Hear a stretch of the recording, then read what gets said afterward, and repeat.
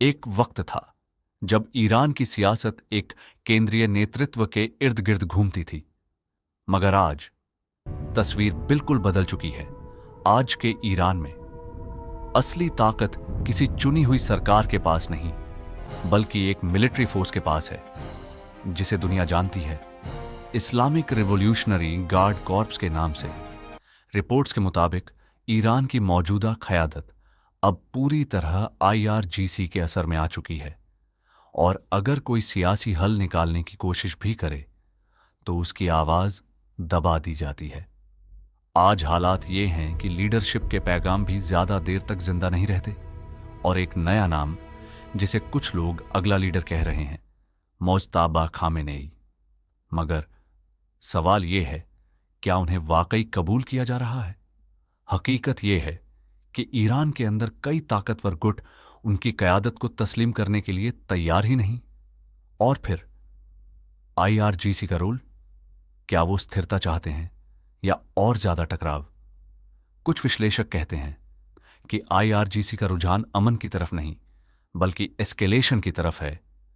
अगर ऐसा है तो इसका असर सिर्फ ईरान तक सीमित नहीं रहेगा।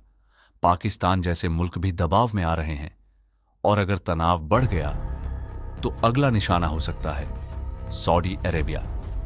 अगर सऊदी अरेबिया पर हमला होता है तो सिर्फ एक मुल्क नहीं, पूरा गल्फ रीजन जंग में कूद सकता है। अभी तक गल्फ देशों ने खामोशी इख्तियार की हुई थी। कुछ हद तक वो खुश भी थे कि अमेरिका के बेस टारगेट हो रहे हैं, मगर जब उनके अपने इंफ्रास्ट्रक्चर को निशाना बनाया गया तो तस्वीर बदलने लगी। ये रणनीति ईरान के लिए फायदा नहीं, बल्कि नुकसान का सबब बन रही है।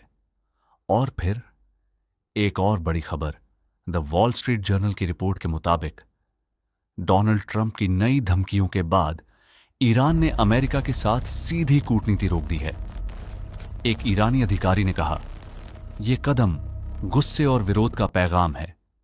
अब सवाल यह है, क्या डेडलाइन से पहले ईरान और अमेरिका के बीच बातचीत फिर से शुरू होगी, या फिर दुनिया एक नए टकराव के करीब खड़ी है?